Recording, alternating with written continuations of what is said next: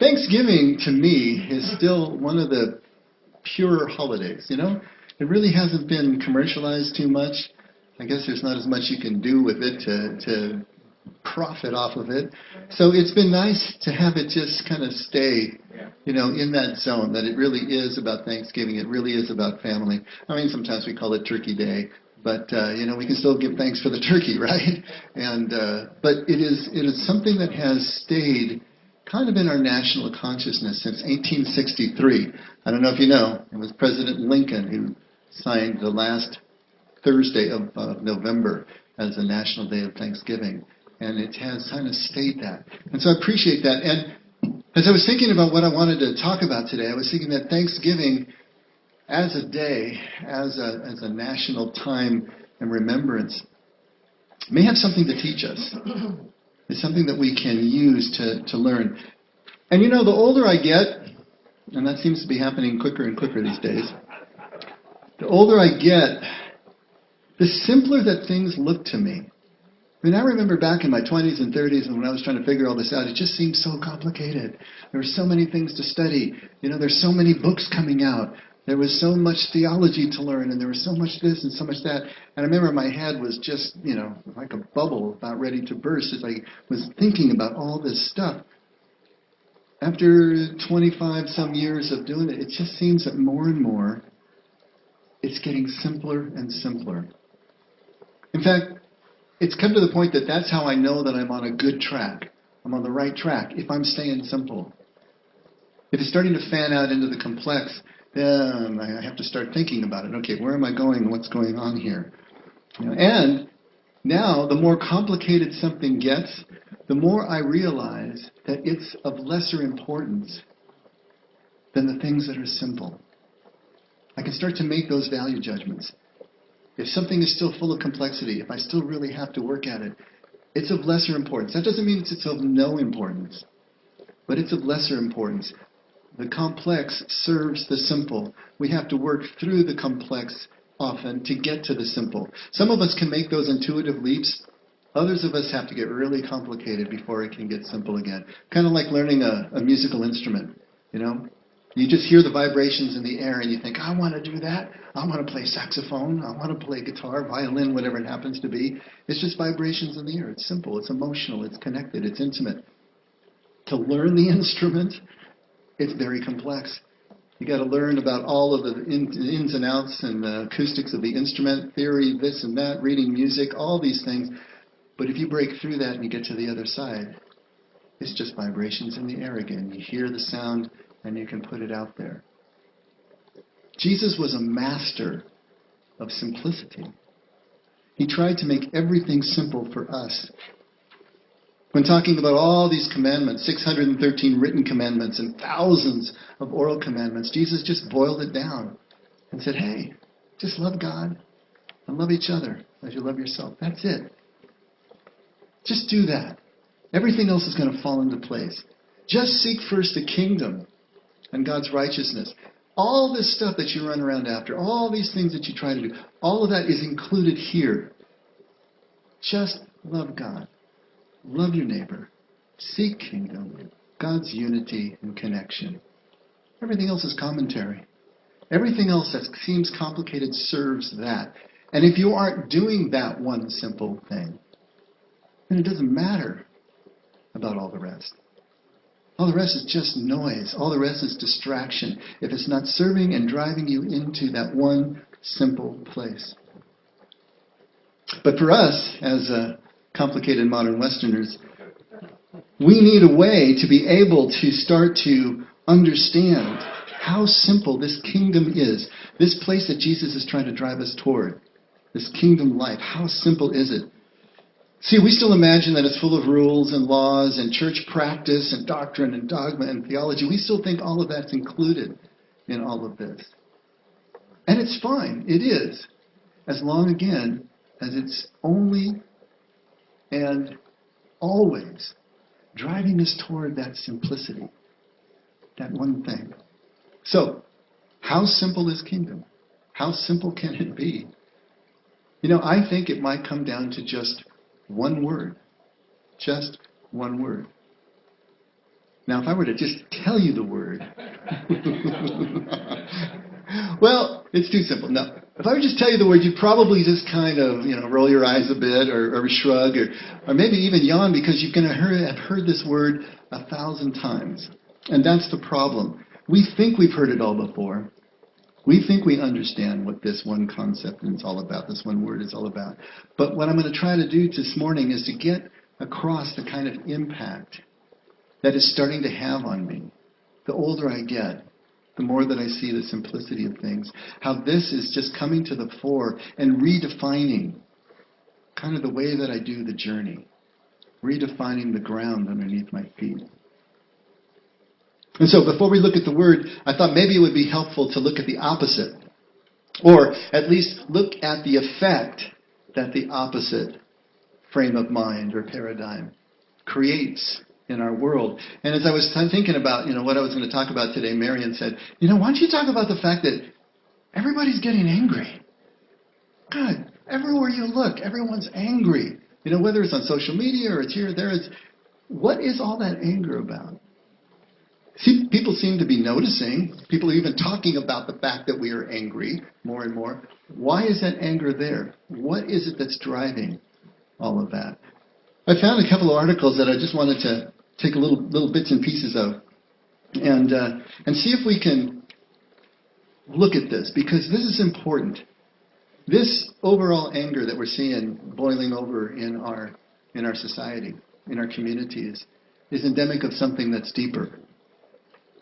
And this one word that I have in mind is kind of the antidote for all of this. And so this article here, Why Are Americans So Angry About Everything? Right on point, huh? Written by the rabbi of one of the big New York synagogues and published in Time magazine. First of all, he's going to look at it from a macro perspective.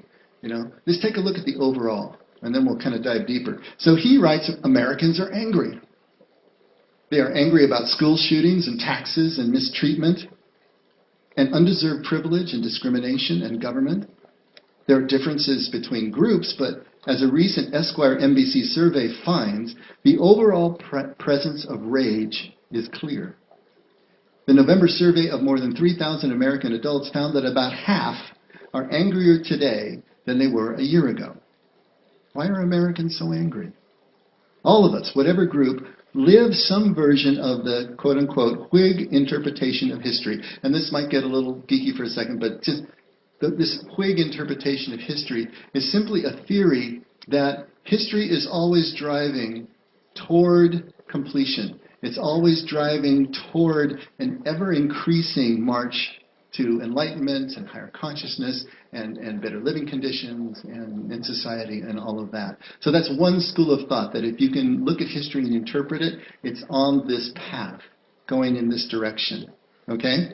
Now, if you believe that things should get better and better, then it's infuriating when they do not. So what's he talking about? Well, he's talking about expectation, obviously. If you expect things to go a certain way and they don't, then that frustration, that sense of unmet everything that's in you is going to boil over. Expectation. In many ways, modern life is indeed better than it has ever been in the past. Report after report reaffirms this improvement. Even though some of them are now starting to say, hey, for the first time our children are going to be worse off than the parents. That the American dream is not working anymore. And so we see that too. But in other ways, yes, life is certainly better, more convenient, more technologically wired and connected, right? But the improvement in world health, for instance, may not mean that much to me if my own health care is less comprehensive than it was 10 years ago. And because we know so much more about disease, we are relentless in our discussion of wellness and diet and the pursuit of longer life. We have instant access to every catastrophe in the world. And so we obsess over creating perfect security. So what's he talking about here? Our sense of fear, our sense of insecurity. The healthcare is not going to be there when I need it. There could be a terror attack any time, any place. We're seeing it happening over and over again. It's right in the palm of our hands. We can't get away from it. North Korea is rattling sabers, whichever direction North Korea is. All these things are happening at the same time, and what seems to be an accelerated pace. And it's really starting to freak me out. Insecurity.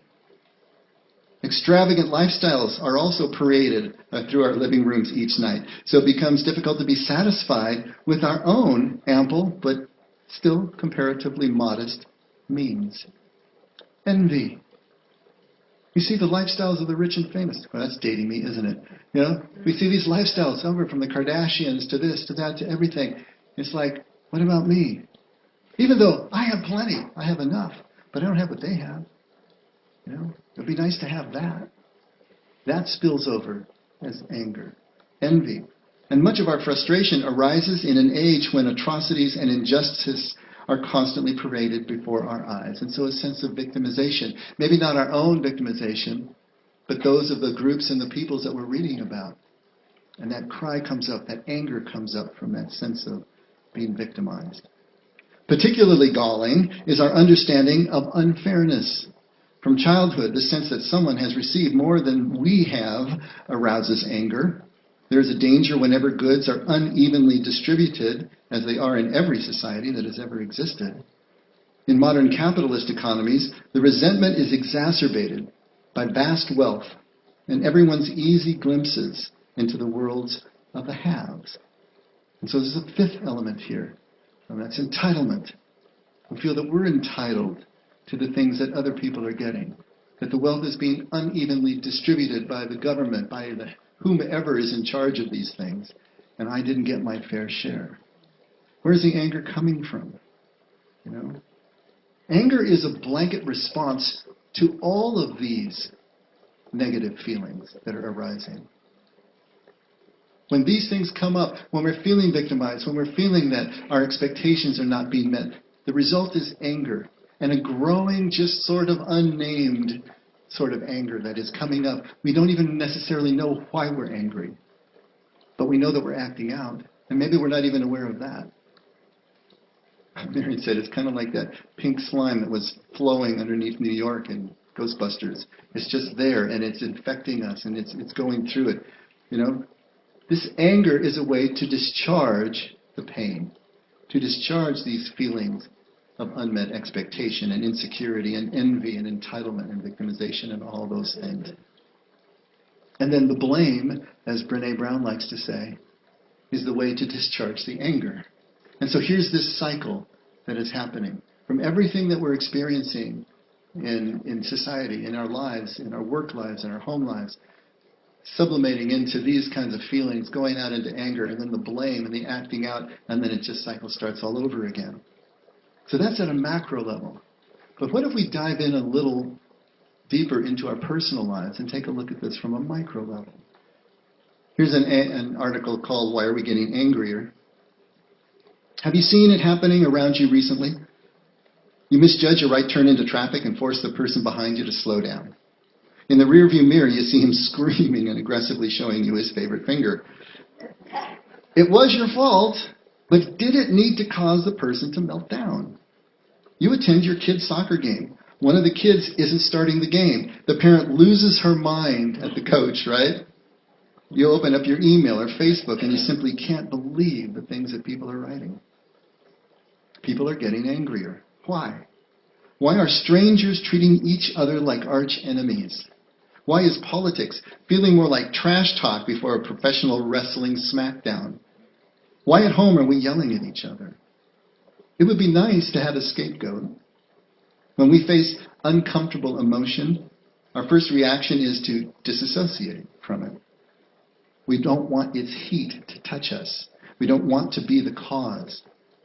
The challenge, unfortunately, is that our tendency toward quick and more vigorous anger is the result of three cultural realities that aren't going to change unless we change.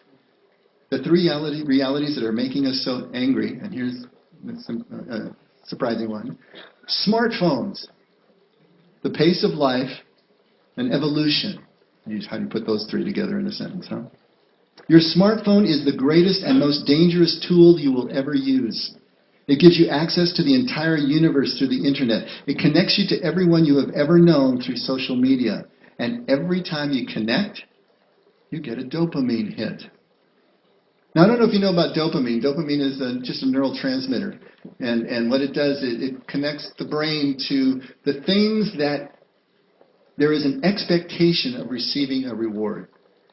So your dopamine really kind of drives your cravings towards something. You put something out there, you do something, pull the lever on the slot machine, there's an expectation of a possible reward. That is reinforced by the dopamine. When you get the reward, then that's the opiate mechanism and systems. That's the endorphins and the pleasure center. But dopamine is what starts the process and reinforces the process. Activities that get rewards are reinforced, activities that don't aren't. As soon as you log into your smartphone, guess what? The dopamine kicks in. When you post, when you share, when you like, when you comment, when you send an invite, you're creating an expectation of a reward, and the dopamine kicks in with this hope of belonging, this hope of an increased concept of self, of identity out there in the world. And then when that is returned, when you get the like and the share and the retweets and the comments, it's like getting a physical hug. The brain doesn't know the difference. Like a physical hug, like a smile, like a compliment, like an award from work. You get that same hit, all right? And then it becomes Pavlovian. As soon as you send something out there, then as soon as the phone beeps or buzzes or sends that signal, whatever it is, then it kicks in again. And you've got to go get it. I mean, haven't you been with somebody that as soon as that phone does anything, they got to take a look? Because that's the next promise of reward, you see. And then if you share something that you already are getting a hit from, like your workout or a dinner date or something, and you take the picture and you share it, then you get a second hit off the same thing. And then when that gets returned with a like, then you get another hit, and it becomes this daisy chain of hits. Now, marketers know this stuff. They're not stupid. They know how this works. They know the physiology behind it. They are creating strategies and platforms that are geared toward giving you a constant drone of hits throughout the day so that you are more and more addicted to this. It's important to understand what's going on because he's saying the smartphone is a major cause of anger. We have to understand why. It is so ubiquitous. It is here all the time. It is difficult to ignore. And it's driving us in certain ways. So the smartphones themselves, social media is giving us dopamine hits. Caffeine gives you a dopamine hit. Cocaine does too. Ever seen someone after a cocaine binge? It's not pretty. And that's most of us these days almost all the time. We want more connection, immediate gratification, and validation. And when we don't get it, the alarm in our brain fires. It wants the good feeling back. It thinks something is wrong. It then short-circuits the thinking part of our brain, and we get angry. The problem is, we've been running around all day, working longer hours than ever before, carting our kids to the soccer games and birthday parties each weekend day, while trying to keep up the house and stay close to our family and friends, fulfill our volunteer commitments, and occasionally we try to do something for ourselves. All that busyness means less sleep, less exercise, less slow, leisurely meals, and more stress. Doing too much causes stress because it forces the alarm in our brains to stay on all the time. The alarm looks out for danger. And it can't calm down unless it knows that you are safe. Running around all the time, you're not safe. It doesn't want you to miss anything important, and as a result, you're tired from paying attention all the time. And then when you miss something little, you pop. Our brains can't tell the difference between what really should stress us out and little things that really shouldn't. Because we haven't had time as a species to catch up, to evolve enough to keep up with the modern world. Our brains weren't designed for this. And this has happened so quickly. How in the world could we have found a physical way to deal with this kind of stress, this kind of constant throughput of information triggering us? So technology, especially in the form of these smartphones, these portable things, provides this constant 24/7 flood of information. And then feedback loops that foster what? Expectation, insecurity, envy, victimization, entitlement, that manifest as anger. And provides a platform at the same time and a pulpit to be able to spew that anger out over the entire globe. at the touch of a button. It's an amazing thing if you see what's happened in our society. Does that about sum it up? I mean, good Lord, you got to see what's going on here. Life now is moving so fast. Our brains haven't evolved enough to be able to distinguish what is flight or fight, right? And what is not really a threat at all. So it's always keeping us at that level, filling our systems with all of that cortisol and adrenaline and everything else that is so debilitating, both emotionally and physically. We're on high alert all the time. So what's the antidote? How are we going to get out of this feedback loop? One of my favorite commentators, authors, I suppose, is Dennis Prager. He always seems to have a pretty good take on things. And I found another article that I want to read a little bit from because he's going to put his finger right on it. He writes, "How many times have you heard someone say they want to make a better world? It's a noble sentiment, but very hard to achieve, right? Well, actually, he says, it's quite easy. All we have to do is increase just one human trait. This trait is so powerful that it alone can make people happier without working on their happiness and make them better. And by better, I mean more generous, more honest, more kind, more everything good, without a single lesson in morality. So then, what is this one almost magical thing? Drum roll, please, he says. And it's going to be my same word. It's gratitude. Gratitude. Feeling a little let down right now? Did I not fulfill your dopamine hit that I started with when I built this thing all up? Gratitude, But we need to look deeper. We think of gratitude as simply thankfulness, And we have to look deeper to find out how this really functions, right? Prager writes, "You can't be a happy person if you aren't grateful." Think about that. You can't be a happy person if you aren't grateful. And you can't be a good person if you aren't grateful. Almost everything good flows from gratitude. And almost everything bad flows from ingratitude. Let's begin with ingratitude. Here's a rule of life. Ingratitude guarantees unhappiness. It's as simple as that. There isn't an ungrateful, happy person on the planet. Do you know of any? An ungrateful, happy person? And there isn't an ungrateful, good person on earth. There are two reasons. Reason one is victimhood. So he's picking up on one of our five, right? Ingratitude always leads to or comes from victimhood. Ungrateful people, by definition, think of themselves as victims. They didn't get something that they were supposed to get. They didn't get something they expected to get. They didn't get something that they were entitled to get. And even if they got it, right, then they're still envious because someone else has more. Right? Or they're insecure about losing the thing that they have. In any way, they're still firing all of those things that we said leads to anger. Because of the ingratitude, in some way, shape, or form, for what they have or what they don't have. And perceiving oneself as a victim or perceiving oneself as a member of a victim group may be the single biggest reason that people hurt other people. From hurtful comments on social media to mass murder. People who think of themselves as victims tend to believe that because they've been hurt by others, they can hurt others. And the second reason ungrateful people aren't good people is that ingratitude is always accompanied by anger. The ungrateful are angry, and angry people lash out at others. If ingratitude makes people unhappy and mean, then gratitude must make people happy and kind. And so it does. Think of the times you felt most grateful. Were they not always accompanied by a feeling of happiness? Were they? If you can think of the times that you were given a gift that you could never have given yourself, what was that feeling like? You can say you were grateful, but weren't you also happy? Weren't you also content? Wasn't there a feeling that this was enough somehow? This moment was just fine. I didn't need to be anywhere else, with someone else, doing something else, having something else. This was okay. This is the way it works. We have to think deeper about this.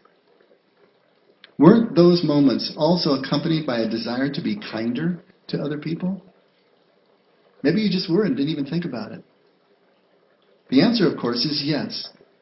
Grateful people aren't angry, and they also don't see themselves as victims. The problem, however, and it's a big one, is that in America and much of the rest of the world, people are becoming less grateful. Why? Because people are constantly told that they are entitled to things that they haven't earned. What are known as benefits or entitlements. And the more things that people think they should get, the less grateful they will be for whatever they do get. And the more angry, and therefore unhappy, they will be when they don't get them. Here are two more rules of life. Rule number 1, the less you feel entitled to, the more gratitude you will feel for whatever you get, and the happier you will be. Rule number 2, the more you feel entitled to, the less happy you will be. So I think that Prager has nailed it here. Gratitude. And I know you've heard it 1,000 times. Just be thankful. Count your blessings. I don't know about you. When someone tells me to count my blessings, what I really want to count is ways that I can really hurt them. It's like when you're depressed and they say snap out of it. I just want to slap them across the face. If I could do that, if I could snap out of it, if I could just count my blessings, there's something else going on here. It's not that superficial. But there's still a choice involved, right? But gratitude is more than just thankfulness. It begins there, but it journeys on someplace else. So the question becomes, how do we take this journey? How does this affect anger? How does it realize kingdom for us? And what I want to do now is just take a look at Jesus and how Jesus handled this stuff. Because if gratitude really is a hallmark of kingdom, if it's somehow deeply, intricately tied in, then we have to see it reflected in his teaching. And guess what we do? Take a look at Matthew 11, verse 2. It's in your inserts, and I'm sure Brandon is getting it up on the screens. Now this is John the Baptist that they're talking about here. John, who was thrown in prison because he spoke out against the king, truth to power, and all that sort of thing, finds himself in jail, can't get out. He believed that Jesus was the expected one. He was probably in a scene, so for him, that meant someone who was actually going to come in and establish a sovereign Israel, throw the Romans out and start a whole new practice, bring purity back to the religion and the temple and everything else. So when John, while in prison, heard of the works of Christ, he sent word by his disciples and said to Jesus, "Are you the expected one, or shall we look for someone else?" Jesus answered and said to them, the disciples, "Go and report to John what you hear and what you see. The blind receive sight, and the lame walk. The lepers are cleansed, and the deaf hear. The dead are raised up, and the poor have the gospel preached to them." What's going on here? John had an expectation. He thought that Jesus, as the expected one, as this figure whose sandals he was not fit to untie, whom he baptized in the river, his cousin, was the one who was going to do all the things, and then he's not seeing them getting done. In fact, he's seeing Jesus go in the opposite direction. He's seeing him hang out with prostitutes and tax gatherers. He's seeing him doing things that seem to be working down the ladder of success as far as he's concerned. What the heck? Are you the expected one? What's going on here? What is Jesus telling him? Look around you, John. See what's right in front of your face. See what's right under your nose. See what's going on here. The subtext is, man, you know the scriptures better than anyone. You know the writings of the prophets. Because he's quoting right from Isaiah here to him. Look what's happening. Can't you see it? It's your expectation alone that is getting in the way. It's what you're bringing to the moment that is holding off all of the joy and all of the connection that this moment holds for you.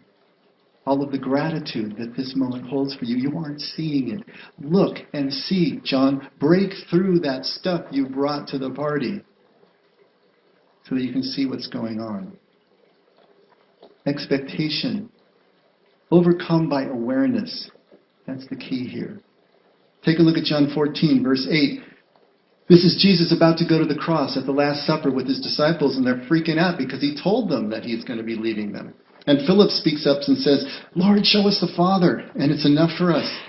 And Jesus said to him, Have I been so long with you, and yet you have not come to know me, Philip? He who has seen me has seen the Father. How can you say, show us the Father? Here's the insecurity. Right before this, he says, here I am, I'm going. You know the way, you can come after me. And Thomas says, I don't know the way. Show us the way. I'm the way. I'm the truth. I'm the life. Then Philip, show us the Father. That'll be enough for us. This is our insecurity talking. He's going away. We've been holding on to him for all these years, and now what the heck do we do? He said, I am the way. Show us the Father. I am the Father. Essentially, there is no difference between us. Everything that you see me doing is what the Father does through me. You've seen the Father. It's intimacy that overcomes the insecurity. It is seeing who it is that you're walking with, who you're walking through as the way. But actually paying attention and seeing what's going on here and really realizing at this deeper level, how can you lose if you're walking with the one? How could you possibly? There's no way to be fearful. There's no way to be ungrateful if you understand who your traveling companion is. How about Luke 15, that verse 11? This is the prodigal son. We know the story. Younger son, give me my inheritance now. Goes off, squanders it, and then realizes when he's blown it all that his father's servants are living better than he is, and comes back. Father immediately, without any reparation, without any apology, without anything from the young man, just throws himself on him, can't stop kissing him, and throws a party. Now, at verse 25, his older son was out in the field. And when he came and approached the house and heard the music and dancing, he summoned one of the servants and began inquiring what these things could be. And the servant said to him, your brother has come, and your father has killed the fatted calf because he has received him back safe and sound. But the older brother became angry and was not willing to go in. So his father came out and began pleading with him. But he answered and said to his father, look, for so many years I have been serving you, and I have never neglected a command of yours. And yet you have never given me a young goat, so that I might celebrate with my friends. But when this son of yours came, who has devoured your wealth with prostitutes, you killed the fatted calf for him. And the father says to his son, son, you have always been with me, and all that is mine is yours. But we had to celebrate and rejoice, for this brother of yours was dead and has begun to live, was lost and is found. Envy. Envy. He's looking at his brother, what his brother has, and he can't stand it. What is Jesus saying? What's the answer to that? What part of everything don't you understand? You already have everything there is to have. Everything there is to get. There is no more that you can get. Envy, by its very definition in that scenario, is meaningless. You already have everything. What's left to be envious over? And to try to diminish someone else's portion of everything can't increase you anymore because you already have everything. Envy is overcome by a sense of spiritual abundance. This abundance that Jesus is trying to get across to us. Do you see where he's going with this? And everything always leads back to gratitude. Luke 7:36, but actually starting at verse 39. This is where Jesus was invited to dinner with Simon, a Pharisee. And while he's reclining at the table, a woman comes in who was known as the worst sinner in the village. And she heard that Jesus was there, and she comes with an alabaster jar of perfume, and she's sobbing. And she comes up to his feet as he's reclining at the table, and she's sobbing on his feet, and she's wiping his feet with her tears, with her hair, and she pours the oil over his feet, wipes that with her hair. And when the Pharisee, the dinner host there, Simon, who had invited him, saw this, he said to himself, if this man were a prophet, he would know who and what sort of person this woman is who is touching him, that she is a sinner. For a Pharisee to have someone who was unclean touch them made them ritually unclean. And so they avoided it at all costs. And so Simon is seeing this and realizing He doesn't have my values then, right? Something else is going on here. But Jesus answers him, Simon, I have something to say to you. And he replied, say it, teacher. A moneylender has 2 debtors. One owed 500 denarii and the other 50. When they were unable to repay, he graciously forgave them both. So which of them will love him more? Simon answered and said, I suppose the one he forgave more. And Jesus said to him, you have judged correctly. Entitlement. See, Simon the Pharisee is someone who did everything right. He followed the law exactly. Everything was to the letter. That's what the Pharisees were all about by this time in Jewish history. An absolute following of not only the written law, but also their oral traditions. And here's this woman who's doing everything wrong. She's not entitled to the same kind of connection that he is. See who he is? What is Jesus answering to him when he sees this? The 2 hearts, one so hard, one so closed off, and one so broken and so open. He's trying to get them to understand that everything that we have is a gift. Everything that we have is a forgiveness of debt.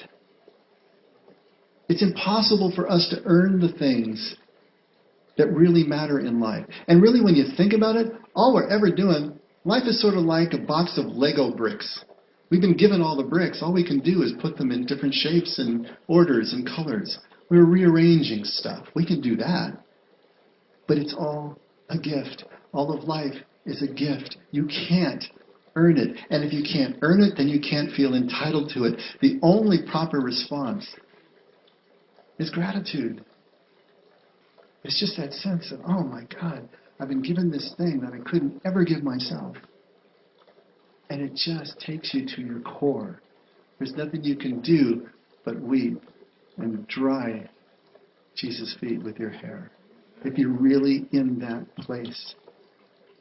To realize that nothing is earned is to become vulnerably dependent. Fearlessly dependent. Fearlessly vulnerable. There's 2 words we don't put together. And of course, to be grateful. And finally at John 5, verse 1. Verse 5. This is the story of the man when Jesus comes in at the gate in the pool of Bethesda. And there's a man who's been infirm there for 38 years. And he's waiting because there is a tradition that the angels will come down and stir up the waters. And when they do that, the first one in the pool is the one who's healed. And Jesus comes upon this man. And he says, there's a man who had been there for 38 years. And when Jesus saw him lying there and knew that he had already been there a long time in that condition, he said to him, do you wish to get well? Now there's a question. I'm sitting here with a broken leg. Do you wish to get well? Duh, yeah. You would think so. Yeah, kind of a trick question. But what does the man answer? Look at this response. Do you wish to get well? And the sick man answers him, Sir, I have no man to put me into the pool when the water is stirred up. Jesus probably thinking a simple yes would do. But while I am coming, another steps down before me. And Jesus said to him, get up, pick up your pallet and walk. This is victimization. The hallmark of a victim is not that you've been hurt. The hallmark of the victim is that you had no choice in the matter. That's a victim. This man sees himself as a victim, someone who has no choice. He's there because he doesn't have anyone to put him in the pool when the water is stirred up, to be the first one to be healed. He can't do it on his own. He hasn't apparently gone through the process of getting enough friends in his life who will put him in for himself. And so he sits there year after year for 38 years. And then when he's asked, do you want to get well? He can't even say yes. He has bought in. He has become so connected, so identified with his victimization that he can't even answer a question like that. And so what does Jesus say? He says, choose. You do have a choice. Choose. Exercise that choice. Get up. Pick up your pallet and walk. Take the action. You are not a victim. You don't have to stay in this place anymore. You can get up. You can walk. With all of these and so many more, Jesus is always pointing in the same direction. Always taking us to the same place. We overcome expectation with awareness. That's why we're so focused on the contemplative life here. The contemplative life is what builds your awareness, makes you aware of the moment that you're in. How in the world are we going to be able to overcome the expectations that we don't even know are there, that color our moments without being aware of what's going on? We overcome insecurity with intimacy. The intimacy of that silent prayer. The intimacy of being vulnerable with each other and showing each other who we really are. We overcome envy with a sense of spiritual abundance, the inner abundance that Jesus talks about. We're not starting with nothing. We're starting with everything. It changes the whole calculus. It changes the whole attitude with which you move through life to realize you're starting with everything. And your spiritual journey is about subtraction, about getting rid of all the things that are covering over that essential truth about your human condition. We overcome entitlement with a sense of vulnerability and dependence to realize that we don't earn anything. It's given to us. And we overcome victimization with actual choice, with action, with moving out, with realizing that we can't sit on the couch and pray this away. We're going to have to get up and take the steps prayerfully, but take the steps. Pick up the pallet and walk, and then find out what it is that we do have to be grateful for. We're walking here. Didn't think I could do that. And all of these, every single one of these creates the same sensation in our spirit, in our lives. Gratitude.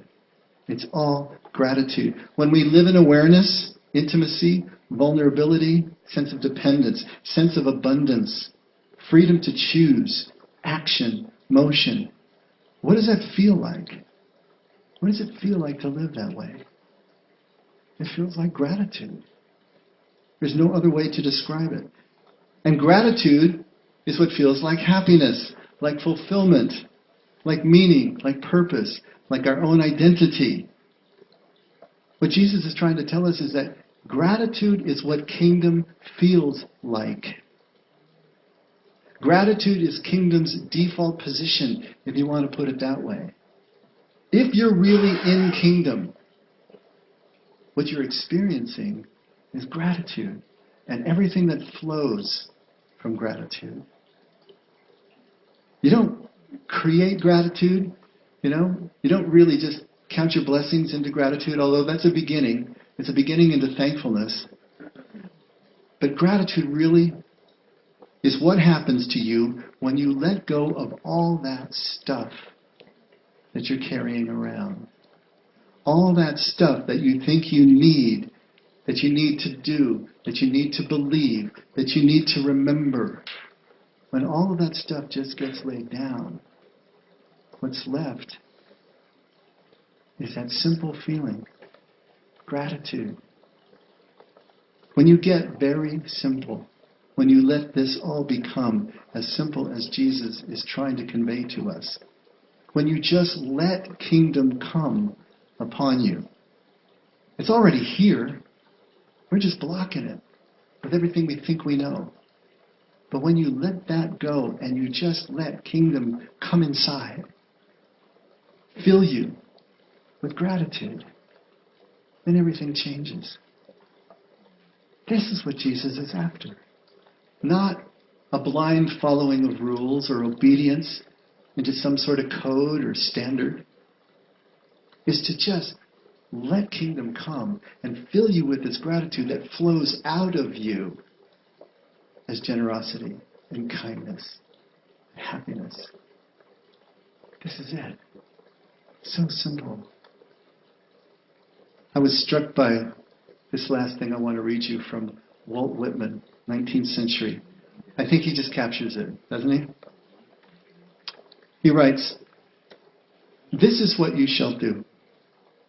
Love the earth and sun and the animals. Despise riches. Give alms to everyone that asks. Stand up for the stupid and crazy.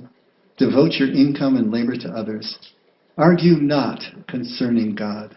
Love that. "Have patience and indulgence toward the people. Re-examine all you have been told at school or church or in any book, and dismiss whatever insults your own soul. And your very flesh shall be a great poem, and have the richest fluency, not only in its words, but in the silent lines of its lips and face, and between the lashes of your eyes, and in every motion and joint of your body. Talk about a living temple. Talk about continuous prayer. It's right there. And it'll feel like gratitude. Let's pray.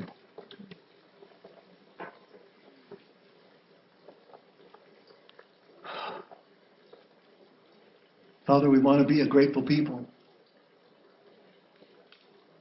You know what each one of us is going through. You know the contents of our heart. You know the struggles. You know intimately each one of our unique situations. Help us. We look to you. We can't do this on our own. All we can do is come to you like little children, your dependents, and ask. And so we're asking, Father, help us in any way that we need to be helped. Take us into the difficult places that we need to go in order to learn how to let go of the things we don't need so we can find the one thing that will take us home. And we do want to go home. Father, thank you for loving us this much. Thank you for always being at our side. We love you. And we can only love because you loved us first. In Jesus' name we pray. Amen. Amen. Let's all stand.